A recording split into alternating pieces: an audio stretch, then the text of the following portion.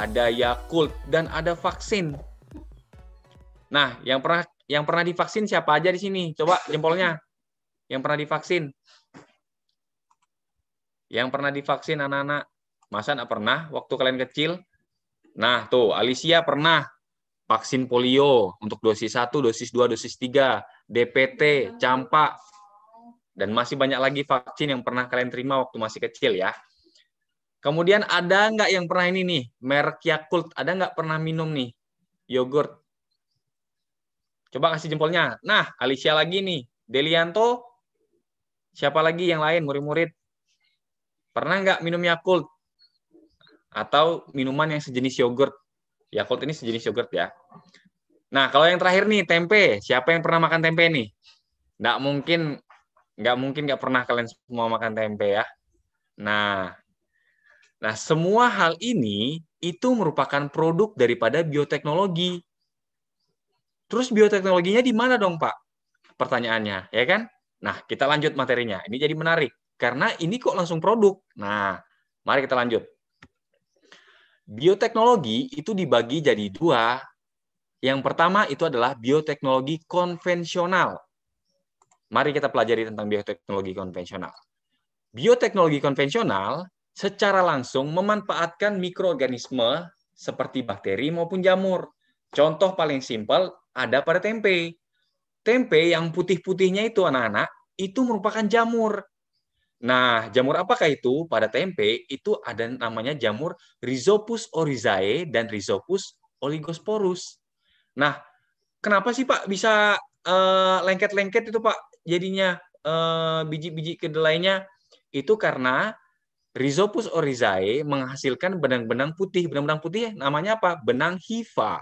Namanya apa anak-anak? Benang hifa. Benang hifa tersebut yang membuat si antara biji kedelai satu dengan biji kedelai lain itu saling mengikat seperti itu dalam proses fermentasinya. Biasanya pembuatan tempe itu waktu penggabungan antara ragi tempe dengan si biji kedelainya ini yang sudah dicuci, yang sudah dibersihkan, itu butuh waktu 3 hari. Nah, selama 3 hari ini itulah proses fermentasi tumbuhnya jamur tersebut. Tumbuh jamur itu kemudian mengikat biji-biji kedelai. Salah satu. Nah, itu adalah produk bioteknologi konvensional. Bioteknologi konvensional ada juga berbagai macam produknya, seperti tapai. Pasti kalian pernah makan tapai, ya kan? Nah, yang ketiga yogurt tadi itu. Keju juga menggunakan ragi, menggunakan mikroorganisme juga, bakteri maupun jamur. Yogurt kalau tadi itu di tempe menggunakan jamur, di yogurt itu menggunakan bakteri. Bakteri apakah itu? Nanti kita lanjutkan. Di roti juga sama. Ini tadi bioteknologi konvensional. Kemudian kita lanjutkan. Bioteknologi modern. Nah, seiring perkembangannya zaman, bioteknologi itu makin berkembang anak-anak, bukan hanya bioteknologi konvensional. Apalagi pada abad ke-19. Abad ke-19 itu zamannya kebangkitan industri. Kebangkitan industri dibangun itu berlandaskan dengan apa? Meningkatnya tingkat konsumsi dalam dunia ini. Baik itu di negara Indonesia maupun di negara lain. Nah, bioteknologi itu menggunakan apa sih? Kalau tadi bioteknologi konvensional itu secara langsung menggunakan bakteri maupun jamur, di bioteknologi modern ini menggunakan prinsip biokimia, biologi molekuler, dan rekayasa genetika. Nah, hal ini jadi menarik nih. Coba lihat di sebelah kalian. Tuh, Bapak ada tampilkan gambar sapi. Pernah nggak kalian lihat sapi yang berotot seperti ini? Agak berbeda ya dengan sapi-sapi yang pernah kita temui ya. Nah, sapi ini terdapat di negara Belgia loh, anak-anak. Di negara Belgia, mereka menggunakan rekayasa genetika untuk menghasilkan sapi yang punya daging lebih banyak. Sehingga ini, coba lihat, perhatikan. Sehingga tubuhnya, wah, berotot sudah kayak binaraga ini. Sudah kayak binaraga ini. Luar biasa ya. Itu hasil rekayasa genetika di negara Belgia. Nah, rekayasa genetika anak-anak bisa dilakukan menggunakan enzim-enzim. Nah, tanpa ada bantuannya enzim pada rekayasa genetika pasti akan gagal. Kenapa? Karena saat mengambil gen untuk memasukkan DNA yang penting dalam hal tersebut, DNA positif, misalkan ada seekor sapi A yang punya badan besar, dagingnya banyak, ini mau kita buat lagi sapi yang modelnya seperti ini nih. Nah, memotongnya itu karena dia ini sangat kecil, gen kan sangat kecil anak-anak. Nah, memotongnya itu dengan apa? Untuk memasukkan DNA tersebut dengan enzim. Nah, untuk mempelajari tersebut kita akan lanjut lagi materinya.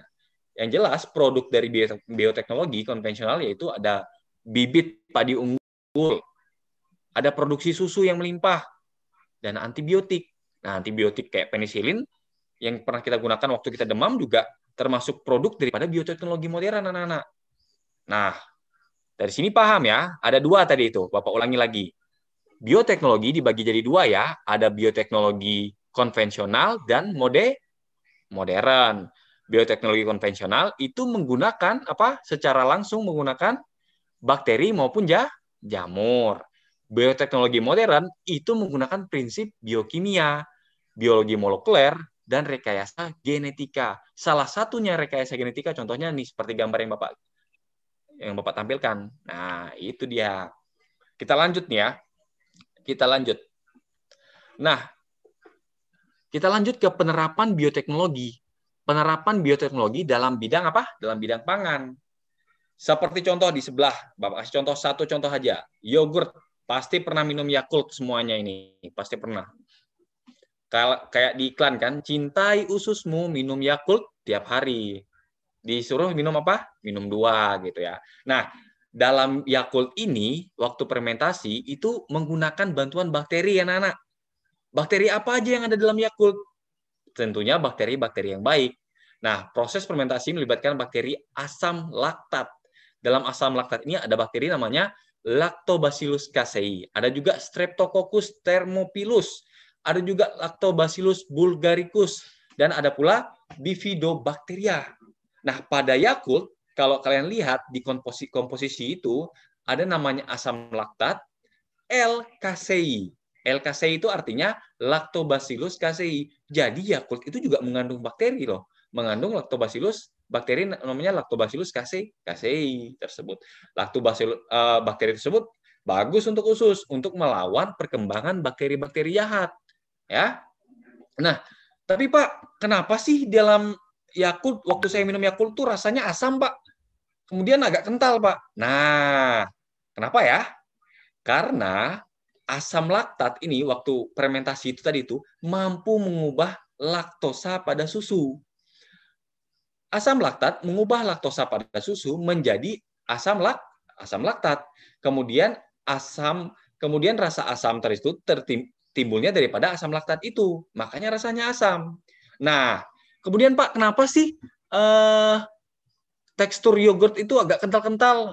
Baik itu merek apapun, yogurt, ada lagi Cimori yang baru-baru ini, ya kan? Pasti pernah tuh minumnya anak-anak itu. Anak-anak zaman sekarang pasti pernah tuh minum merek Cimori. Itu agak kental dia. Kenapa sih, Pak? Nah, hal tersebut bisa terjadi karena akibat daripada asam, pH itu kan jadi turun. Nah, tadi kan pasti kalau di kimia kan belajar asam basa ya. Kalau ada asam pasti pH-nya jadi turun ya. pH-nya jadi turun ke arah si asam nih. Nah, si susu jadi asam, kemudian turunnya pH tersebut menyebabkan denaturasi protein dan pelepasan kalsium serta fosfat. Nah, lepasnya kalsium dan fosfat dari protein kasein susu itu mengakibatkan protein tersebut nggak stabil. Yang tadi protein ini nyatu di dalam protein, nyatu si molekul si kalsium, ada juga fosfat. Nah, setelah lepas protein kasein susu ini nggak stabil dia dan terjadi pengendapan. Nah, pengendapan itu yang mengakibatkan si produk ini tadi atau Yakult atau minuman-minuman tersebut itu jadi kental dia. Nah, makanya kadang-kadang kalau kita minum harus diaduk-aduk dulu gitu supaya dia tercampur rata. Nah, itu salah satu bioteknologi di bidang pangan. Di bidang pangan yang udah jadi seperti Yakult ya. Oke, paham ya sampai di sini? Kita lanjut nih. Kita lanjut ke Bioteknologi peternakan. Nah, pada bioteknologi modern kan tadi itu seperti yang Bapak kasih contoh di awal, tuh kan ada sapi Bulgaria tuh ya. Itu gede betul. Kemudian berotot. Wah, luar biasa. Nah, selain itu bukan hanya soal daging nih. Pasti teman-teman, pasti adik-adik ini pernah mengonsumsi susu, ya kan? Nah, perhatikan tabel di bawah ini. Mari kita lihat tabel di sini. Ini tabel kebutuhan susu untuk negara Indonesia. Bapak ambil satu contoh untuk satu provinsi aja ya, untuk Kalimantan Timur. Nah, coba perhatikan tabelnya anak-anak. Ayo kita baca tabel di sini. Nah, perhatikan di tahun 2018 Kalimantan Timur ya, provinsi tempat kalian tinggal saat ini itu menyumbang sekitar 168,30 ton susu. Nah, kemudian di tahun 2019 kita menyumbang sekitar 139,23 ton susu. Ini per tahun ya, ini data statistik per tahun. Bapak ambil di pusat statistik, di data pusat statistik kebutuhan susu. Jadi per provinsi. Jadi Bapak ambil sampel satu saja yang dari Kalimantan Timur. Nah, terjadi penurunan ya dari 168,30 ton ke tahun 2019 menjadi 139,23 ton. Kenapa ya? Nah, kenapa nih terjadi penurunan? Sedangkan total penduduk kita waktu 2019 ini sekitar 3 juta jiwa. Tepatnya 3.721 jiwa. Ini data 2019, belum data statistik yang 2020, bahkan 2021 yang sekarang ini. Ini 2019 ya. Nah, terjadi penurunan ini kan berarti yang mengkonsumsi susu berarti nggak semua rakyat kita dong bisa mengkonsumsi susu kan. Sedangkan di data yang Bapak dapat di Kementerian Perindustrian itu kira-kira satu orang ya itu mengkonsumsi susu per tahun itu 11 liter. Nah, tentunya jumlah ini pasti nggak akan cukup. Nah, persoalannya adalah kenapa bisa menurun? Persoalannya adalah kenapa produksi susu bisa menurun? Bahkan yang Bapak temukan informasinya itu kita bahkan impor dari negara lain, baik itu New Zealand, baik itu Australia, juga kita import dari sana. Import dalam bentuk powder ya, dalam bentuk enggak dalam bentuk milk yang cairan, enggak. Kita import dalam bentuk powder seperti itu. Belum lagi perusahaan-perusahaan loh ya. Ini baru manusianya, belum lagi perusahaan-perusahaan kayak mau bikin Yakult harus pakai susu, bikin Cimori harus pakai susu, krim-krim untuk pelembab kulit juga pakai susu. Hampir semua produksi kita menggunakan susu. Kalau seandainya produksi susu kita menurun, berarti agak langka dong si susu nih ya. Nah, mengapa hal tersebut terjadi? Dalam bioteknologi itu dijawab anak-anak. Nah, ini dia. Bioteknologi itu menjawab semuanya. Pastinya kenapa terjadi penurunan? Karena pasti pertama, belum satu alasannya. Pasti ada penyakit. Yang kedua, pasti ada penurunan hormon bovin somatotropium pada sapi tersebut atau kayak penyakit mastitis, peradangan pada kelenjar susu pada si sapi. Nah, bioteknologi menjawab semua itu. Coba lihat, peningkatan produksi susu dapat dilakukan dengan cara memproduksi hormon bovin somatotropium, disingkat BTS. Nah, ini bukan grup band Korea, anak-anak ya, lain dari itu ya. Yang kemudian disuntikan pada sapi perah atau dengan cara transgenik yang mampu memproduksi hormon BTS tersebut. Nah, bukan hanya itu ya, rekayasa genetika juga bisa membuat susu yang tadi itu tinggi lemak menjadi kaya akan protein. Luar biasa ya. Tadi itu tinggi lemak tuh. Kalau kita minum otomatis wah badan kita ini banyak lemak sudah banyak lemak, minum susu banyak lemak lagi. Makanya besar-besar ya kan? Kurang olahraga lagi. Tetapi dengan rekayasa genetika, susu yang tadi itu tinggi akan lemak bisa diturunkan si lemak itu tadi menjadi kaya akan protein. Luar biasa ya. Kemudian sapinya tadi itu bisa juga bisa tahan juga terhadap penyakit. Penyakit apa tuh? Penyakit mastitis. Penyakit mastitis itu apa sih, Pak? Penyakit mastitis itu adalah peradangan yang terjadi pada kelenjar susu tersebut. Akibat apa? Akibat bakteri Staphylococcus aureus. Itu bakteri jahat ya yang ada pada sapi yang membuat produksi susu pada sapi menurun. Coba kita lihat data aja deh. Untuk Kalimantan Timur aja kita 2018 sampai 2019 sudah turun, ya kan? Produk itu tiap tahun makin bertambah pastinya. Nah, perlu adanya perkembangan. Perkembangan lewat apa? Lewat bioteknologi, anak-anak. Makanya Bapak mengharapkan nih adanya timbul profesor-profesor yang siap berjuang di dunia pertanian, di dunia perikanan, bahkan peternakan. Semua hal tersebut bisa mungkin terjadi kalau adik-adik atau anak-anak belajar tentang hal tersebut. Perkembangan-perkembangan dari bioteknologi. Nah, itu dia. Sampai sini udah jelas ya? Itu dari peternakan. Salah satu Bapak ambil contoh. Kita lanjut. Kita lanjut ke pertanian. Bagaimana dengan bioteknologi di bidang pertanian, Pak? Nah, biologi di bidang pertanian dilakukan dengan menerapkan teknik rekayasa genetika, yaitu dengan melakukan manipulasi susunan gen. Proses rekayasa genetika. Perhatikan di bawah. Ada proses rekayasa genetika. Nah, proses rekayasa genetika, sebelum kita masuk ke sini, Bapak pengen kasih lihat kalian gambar dulu di sebelah. Perhatikan gambar di sini. Ini ada beda ya. Yang satu ini berasnya warnanya putih, sama seperti yang kita makan.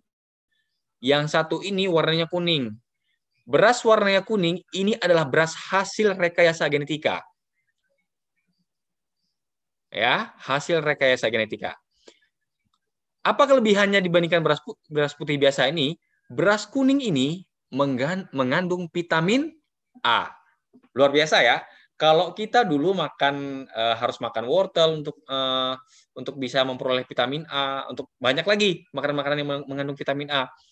Nah, ini vitamin A tersebut bisa kita masuki dengan rekayasa genetika, bisa masuk ke dalam beras. Luar biasa ya. Nah, bagaimana caranya? Perhatikan sebelah. Perhatikan nomor 1. Cara daripada proses rekayasa genetika, ilmuwan mengambil DNA yang mengandung gen yang ingin disisipkan. Contohnya tadi itu, misalkan kita mau ngambil suatu bahan yang punya vitamin A, misalkan wortel ya. Oke, kita sisipkan. Kemudian yang kedua, kita ilmuwan menyiapkan plasmid T. Plasmid T ini dari mana sih? Dari bantuan bakteri juga. Bantuan apa? Bakteri Agrobacterium tumefaciens. Dari bakteri Agrobacterium tumefaciens ini diambil DNA-nya juga. Nah, disisihkan plasmid T-nya. Makanya ada plasmid T ini. Bagian DNA yang akan dipotong menggunakan enzim restriksi. Nah, tadi itu ingat ya, proses rekayasa genetika itu sangat bergantung sekali dengan namanya enzim. Nah, di sini kita lihat enzim restriksi lah yang berfungsi untuk memotong si plasmid T ini untuk kita mau sisipkan hal-hal positif daripada gen yang kita siapkan tadi tersebut. Kemudian, plasmid T itu juga punya kelebihan anak-anak. Bisa menggandakan dirinya sendiri. Jadi misalkan si plasmid T ini udah dapat nih kadar beta karotennya dari gen yang lain. Dia bisa menggandakan sesuai dengan yang sudah disisipkan tersebut. Itulah kelebihannya anak-anak. Makanya diambil dari bakteri Agrobacterium tumefaciens. Nah, yang ketiga, plasmid T dan DNA yang mengandung gen yang ingin disisipkan digabung. Kemudian digabung ya. Ini hasilnya tadi itu. Kemudian yang keempat, plasmid T hasil rekombinasi dimasukkan ke sel tanaman. Nah, setelah digabungkan, nggak cuma didiamkan, dimasukkan ke sel tanaman. Ya, dimasukkan ke sel tanaman. Nah, setelah dimasukkan ke sel tanaman, timbullah tanaman baru. Hasil regenerasi sel tumbuhan. Nah, seperti contohnya pada padi, hal tersebut juga sepertinya yang Bapak tayangkan ini ada pada gambar, itu dia contohnya pembuatannya. Jadi misalkan tadi itu ada wortel nih. Kita ambil nih gennya pada wortel nih, ambil DNA-nya, ambil gen, ambil DNA-nya. Gen dulu ya, baru DNA-nya. Ambil DNA pada wortel yang mengandung beta karoten, yaitu molekul yang bisa dikonversikan menjadi vitamin A. Nggak langsung vitamin A-nya yang masuk ke dalam padi. Disisipkan, digabungkan dengan plasmid T. Digabungkan dengan plasmid T, kemudian setelah digabungkan, dimasukkan ke sel tanaman. Contoh di sebelah sini, inilah hasilnya. Bukan hanya itu loh anak-anak, kan kita pernah ngalami hal kemarin tuh banyak provinsi-provinsi yang menghasilkan padi, itu kan kena banjir ya. Kena banjir luar biasa, sehingga petani-petani seharusnya panen, jadi nggak panen deh akhirnya. Akibat daripada banjir tersebut. Nah, dalam proses rekayasa genetika, bioteknologi pertanian, itu juga diciptakan, ada gambar di bawah yang Bapak siapkan, nih Bapak tunjuk, itu juga disiapkan yaitu apa namanya, padi yang bisa tahan terhadap banjir. Wah, luar biasa ya. Kalau bisa padi tahan terhadap banjir, harusnya Pak, berarti di provinsi-provinsi yang panen seharusnya bisa dong Pak. Bisa harusnya. Tetapi masalahnya adalah mungkin bibitnya yang belum didistribusikan seperti itu. Tetapi dari hal ini kita bisa tahu bahwasanya teknologi itu berkembang sangat pesat, sangat pesat. Jadi kita sebagai manusia perlu belajar lebih banyak. Makanya Bapak harapkan kalian harus belajar lebih giat. Karena kalau melihat hal-hal tersebut, bukan hanya ini, kalau kan kadang-kadang musim terus berganti ya, musim nggak bisa untuk sekarang nggak bisa kita prediksi ya kan. Nah, dan sedangkan tanaman ini butuh nutrisi yang baik. Kena banjir, otomatis banyak padi yang rusak. Tetapi dengan perkembangan teknologi, padi meskipun kena banjir masih bisa bertahan. Ya, luar biasa. Kemudian kita lanjut lagi ke bioteknologi kesehatan. Nah, di depan tadi itu Bapak ada menjelaskan tentang vaksin, ya, tentang vaksin. Nah, pertanyaannya adalah bagaimana sih para ilmuwan membuat vaksin? Nah, ada yang tahu anak-anak? Bagaimana cara ilmuwan membuat vaksin?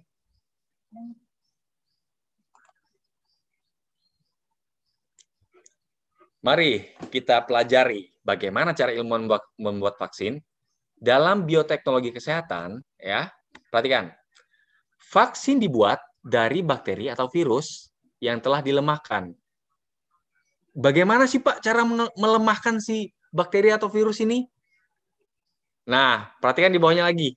Bakteri atau virus, anak-anak, itu punya, perhatikan gambar di sebelah sini, itu tidak secara langsung diambil, kemudian disuntikan. Enggak ya. Nah, apa yang diambil dari bakteri atau virus? Bakteri atau virus itu di luarnya itu memiliki protein.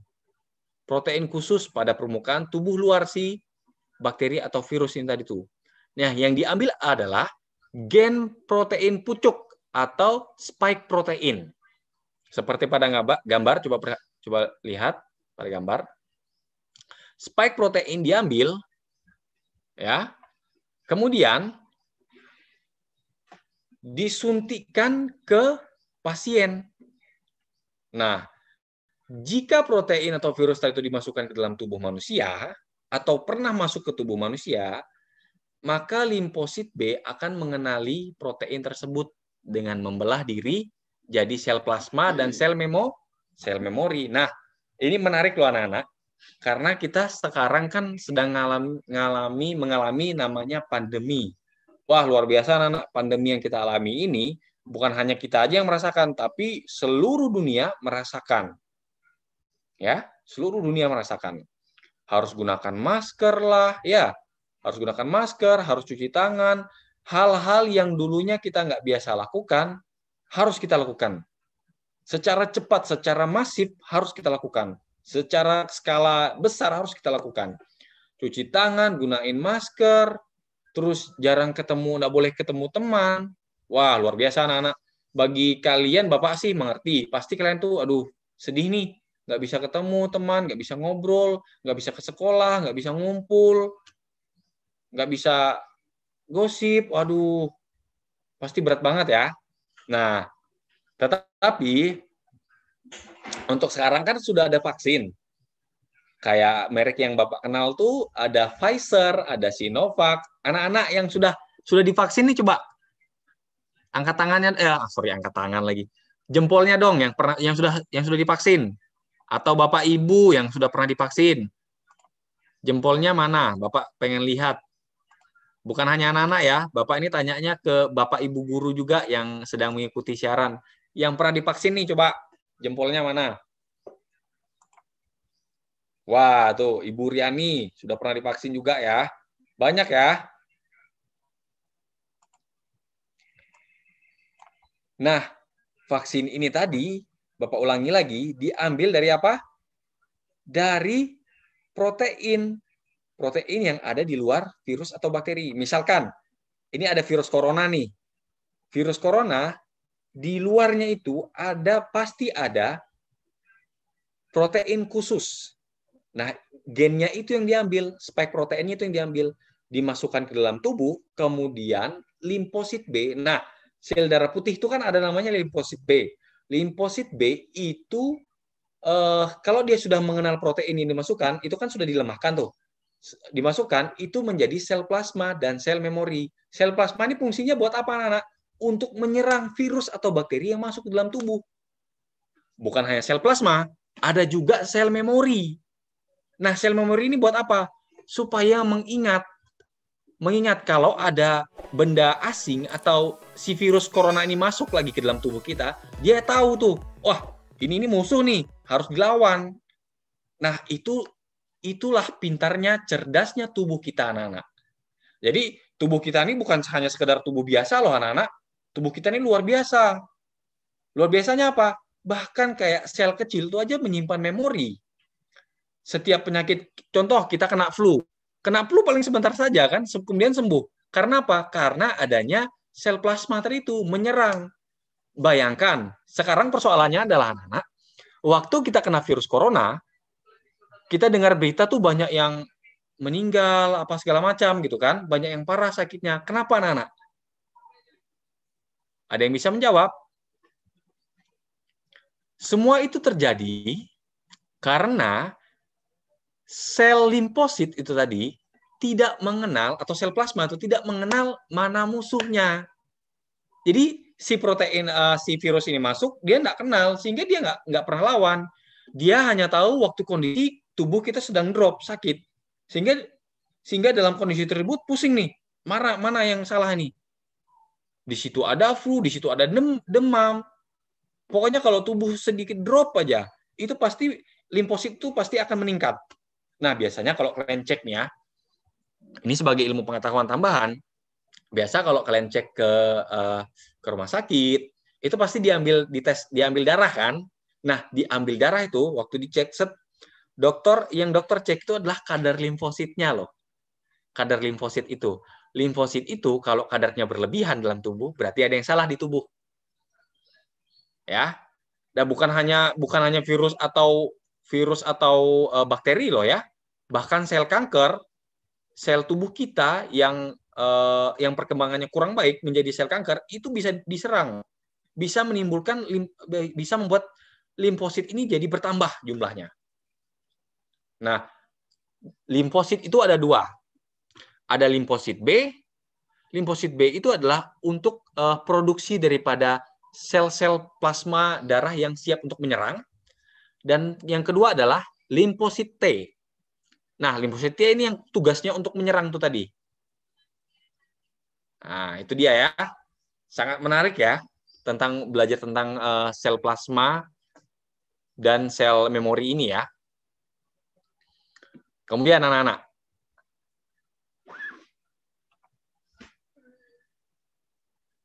perhatikan di gambar sebelah. Ini coba kita lihat. Gambarnya, ilmuwan mengambil gen protein pucuk spike tadi itu, kemudian disuntikan ke pasien, Kemudian vaksin memasuki sel yang lalu mulai memproduksi protein pucuk virus corona. Nah, dihasilkanlah protein pucuknya ini. Kemudian hal ini akan memicu sistem kekebalan untuk memproduksi antibodi. Nah, antibodi dihasilkan dari vaksin tersebut ya. Diaktifkan membentuk sel T untuk menghancurkan sel yang terinfeksi. Kan sel-sel kita kan sudah terinfeksi tuh, dihancurkan menggunakan sel T itu tadi. Ingat, limfosit ada 2 ya. Ada limfosit B itu untuk memproduksi antibodi. Yang kedua adalah limfosit T ya, untuk menyerang. Menyerang bukan hanya virus, bukan hanya bakteri, tetapi juga sel kanker juga diserang. Ya. Nah, jika pasien kembali diserang virus corona, antibodi dan sel T akan terpicu untuk melawan virus tersebut. Nah, anak-anak, jadi tubuh kita ini sangat luar biasa, anak-anak. Bekerja dengan pikiran. Bukan hanya pikiran kita yang ada, tapi sel tubuh kita juga berpikir loh. Sesuai dengan tupoksinya dia. Ya. Nah, itu dia. Menarik sekali. Nah, di bawah ini, sel plasma akan menghasilkan antibodi dan melepas ke seluruh cairan tubuh. Nah, setelah dapat itu tadi, setelah tahu ada virus corona masuk, dia akan lepas ke seluruh tubuh menjadi antibodi bagi tubuh kita. Kemudian ada juga sel memori. Nah, sel memori ini gimana, Pak? Sel memori ini akan terus terikat dengan antibodi. Sehingga jika virus yang sama masuk, maka akan sangat mudah dikenali. Nah, ini materinya Bapak singkat-singkat aja. Yang jelas Bapak berusaha semaksimal mungkin menjelaskan tentang bioteknologi ke kalian. Kemudian kita lanjut. Dari bioteknologi kesehatan ya, kita lanjut. Sudah paham ya tentang bioteknologi kesehatan? Kita lanjut ke bioteknologi lingkungan. Nah, nih. Have you ever heard of seawater pollution? Pasti pernah dengar ya tentang pencemaran air laut, pasti pernah dengar ya. Bukan pencemaran air laut loh, air sungai kita juga tercemar sekarang ya. Bapak kalau di sini untuk wilayah Bentian yang zamannya Bapak dulu itu air sungai Lawa itu masih jernih lah. Sekarang ini selalu warnanya kuning-kuning. Tercemar dengan adanya industri kayak gitu. Oke, sekarang coba perhatikan gambar di sebelah. Ini Bapak ambil gambar, ini kejadian yang terjadi di Pantai Balikpapan, di Teluk Pantai Balikpapan. Ya. Ini yang hitam-hitam ini, perhatikan, yang hitam-hitam ini merupakan tumpahan minyak. Seperti yang kita tahu, di Balikpapan kan ada kilang minyak, ya, baik itu di Muara Badak juga ada, ya, itu ada kilang minyak besar, cukup besar. Nah, pencemaran lingkungan ya. Kemudian lihat gambar di bawahnya, tuh ada anjing laut. Akibat pencemaran lingkungan di air laut ini, anjing laut menjadi mati. Bukan hanya anjing laut loh ya anak-anak. Ekosistem terumbu karang itu juga pasti mati. Kemudian hutan bakau itu juga pasti mati. Kenapa? Karena kalau seandainya akar daripada hutan bakau tersebut tertutup oleh tumpahan-tumpahan minyak, sehingga tidak ada proses fotosintesis yang terjadi, itu lama-kelamaan si akar tersebut bisa busuk loh. Busuknya akar pada hutan bakau itu bisa membuat hutan bakau menjadi musnah, menjadi rusak. Sedangkan kita tahu bahwa hutan bakau itu sangat bermanfaat bagi kelangsungan hidup manusia. Bagi apa, Pak? Hutan bakau lah yang mampu menahan gelombang laut. Ya, hutan bakau itu cukup kuat loh, karena dia banyak akar di bawahnya. Jadi cukup bisa menahan gelombang-gelombang laut. Kecuali gelombang yang cukup besar ya, kayak tsunami itu tuh belum tentu bisa. Tetapi kalau gelombang laut masih bisa, gelombang laut sedang itu masih bisa, ya. Itu tercemar semua akibat daripada polusi, akibat pencemaran air laut. Pencemaran air laut timbul karena adanya tumpahan minyak. Tumpahan minyak sangat merusak ekosistem terumbu karang, merusak ekosistem kepiting, udang, bahkan nih, perhatikan gambar di bawah ini gambar ditemukan di pantai Balikpapan, nggak jauh-jauh ya, Kalimantan Timur nih, masih di Kalimantan Timur nih, anjing laut mati akibat pencemaran. Nah, di bioteknologi untuk lingkungan kita juga belajar bahwasanya pencemaran lingkungan bisa ditanggulangi secara bertahap, yaitu perhatikan ilmuwan memanfaatkan bakteri. Nah, pemanfaatan bakteri Pseudomonas untuk membersihkan tumpahan minyak. Nah, apa sih kelebihan bakteri ini? Apa sih kelebihan bakteri Pseudomonas ini? Bakteri tersebut memanfaatkan tumpahan minyak sebagai sumber energi bagi si bakteri ya, dengan cara memecah molekul minyak menjadi karbon dioksida. Luar biasa ya. Bakteri Pseudomonas itu bisa memecah molekul minyak menjadi karbon dioksida atau CO2.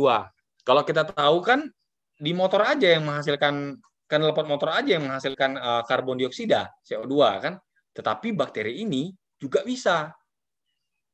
Itulah kerennya bioteknologi. Bisa membuat molekul minyak tadi itu menjadi CO2. Nah, CO2 tuh bukan kalau berlebihan pasti akan merusak juga lingkungan, merusak menjadi polusi udara. Tetapi kalau tidak berlebihan juga bagus untuk tumbuhan. Nah, seperti kita tahu kan kalau siang ini tumbuhan itu membutuhkan CO2 untuk fotosintesis, ya. Nah, kemudian karena si bakteri ini tidak hanya cukup untuk memecahkan molekul minyak, makanya para ilmuwan juga menambahkan kalsium fosfat dan urea sebagai nutrisi tambahan bagi si bakteri. Nah, penambahan kalsium fosfat dan urea sebagai nutrisi bagi bakteri. Jadi tumpahan minyak tadi itu tidak serta-merta cukup ya, tidak serta-merta cukup untuk si bakteri tersebut membuatnya menjadi karbon dioksida. Perlu juga tambahan kalium fosfat dan urea sebagai nutrisi bagi bakteri. Ya. Itu bioteknologi lingkungan. Nah, anak-anak. Iklan ya?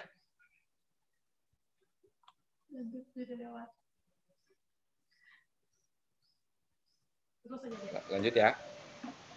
Oke, kita lanjut ya. Nah, dari semua hal tersebut, bioteknologi sangat luar biasa. Baik itu pertanian, baik itu peternakan, baik itu dalam dunia kesehatan maupun dalam penanggulangan lingkungan, bioteknologi sangat berperan penting. Nah, mungkin materi Bapak sampai sini karena Bapak memang sangat menyingkat materi ini untuk bisa mudah dipahami. Mungkin kita bisa masuk ke sesi pertanyaan mungkin ya. Saya persilakan kepada Bu Helen. Gimana Bu? Terima kasih kepada Bapak Matius yang telah menyampaikan materi untuk kita pada hari ini. Selanjutnya saya membuka sesi tanya jawab kepada siswa-siswi ataupun Bapak Ibu guru pendamping yang ingin bertanya, silakan menulis pertanyaan di kolom chat atau secara langsung. Silakan.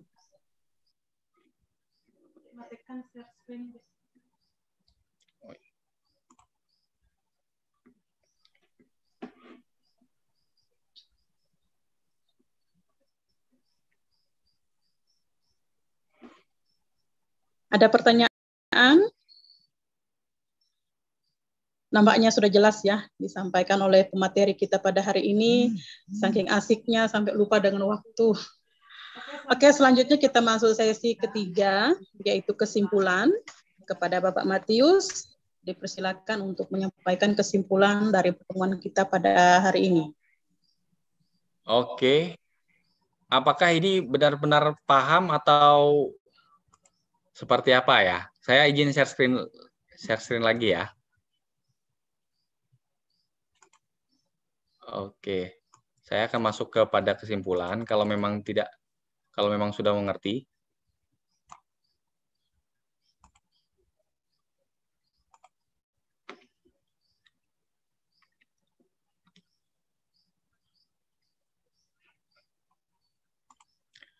Baik.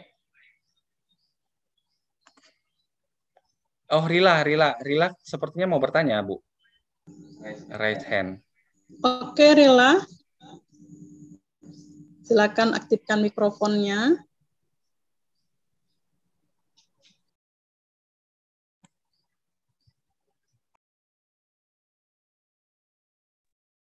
Tidak, Bu, tidak jadi. Oke, tidak jadi. Kepada siswa-siswa yang lain, Alicia, Verly. Jika tidak ada, silakan Pak Matius. Baik. Kita akan masuk kepada kesimpulan. Ya. Jadi dari semua materi yang kita pelajari tersebut, ada dua kesimpulan yang mungkin kita bisa ambil. Ya. Yang pertama, ilmu akan terus berkembang seiring dengan bertambahnya kebutuhan. Anak-anak, dari kesimpulan pertama ini, Bapak mau menyampaikan kepada kalian semua. Bapak percaya yang sedang mendengarkan materi yang Bapak sampaikan ini merupakan calon-calon ilmuwan yang luar biasa. Ya, calon-calon ilmuwan yang luar biasa yang bisa menciptakan setiap kesempatan-kesempatan, yang bisa menciptakan hal-hal baru yang bisa bermanfaat bagi umat manusia. Contoh tadi itu bioteknologi dalam penerapannya itu sangat bermanfaat bagi manusia. Yang kedua, Bapak ada quotes ini untuk kalian, para siswa-siswi, ya, maupun untuk kita semua, untuk bagi Bapak sendiri juga, ya, juga quotes ini sangat penting. If you want your dream to come true, Bapak ulang lagi ya, sorry. If you want your dream to come true, the first thing you have to do is wake up. Anak-anak, Bapak kasih pengertiannya, artinya ya, jika kalian mau semua mimpi kalian itu terwujud, hal pertama, nggak usah muluk-muluk deh, hal pertama yang harus kalian lakukan itu, bangun pagi. Bangun, bukan hanya sekedar bangun untuk belajar, bangun untuk melakukan hal-hal baru, berani tampil beda, ya, nggak usah ribet-ribet, lawan rasa malas dalam diri kalian. Kadang-kadang kan, aduh Pak, malas nih bangun, masih pengen tidur lagi lah, satu menit lagi lah, 2 menit lagi lah, kan kadang-kadang kita seperti itu ya. Tetapi Bapak mau sarankan kepada kalian, bangun dari rasa malas kalian, ya, bangun dari keterpurukan yang kadang-kadang dalam diri kalian mengatakan, saya cukup kayak gini aja deh, saya cukup kayak gini. Jangan, ya, kalian harus jadi yang terbaik dari diri kalian. Be the best of yourself, oke? Mungkin itu saja kesimpulan dari Bapak. Bapak ucapkan terima kasih untuk hari ini. Materi yang kalau seandainya memang ada yang mau kalian tanyakan tentang bioteknologi, silakan tanya langsung kepada Bapak. Bapak sangat appreciate sekali dengan hal tersebut. Mungkin cukup sekian. Bapak ucapkan terima kasih. Jangan lupa, ingat tadi itu waktu kita belajar tentang virus, jangan lupa pakai masker. Sebab kita nggak tahu apakah antibody kita udah siap atau belum. Jangan lupa pakai masker, jangan lupa cuci tangan, jangan lupa juga jaga jarak. Oke? Keep safe. Selamat siang. Oke. Terima kasih kepada Bapak Matius SPD yang telah menyampaikan materi yang begitu luar biasa untuk kita pada hari ini. Dengan berakhirnya sesi kesimpulan, maka berakhir pula kegiatan kita pada hari ini. Kami, segenap keluarga besar SMP Negeri 1 Bentian Besar, mengucapkan terima kasih atas kesempatan diberikan kepada kami dalam mengikuti kegiatan Kuberjaji. Sampai berjumpa dalam kegiatan Kuberjaji pada episode-episode berikutnya. Assalamualaikum warahmatullahi wabarakatuh. Salam sejahtera untuk kita semua. Tuhan Yesus memberkati.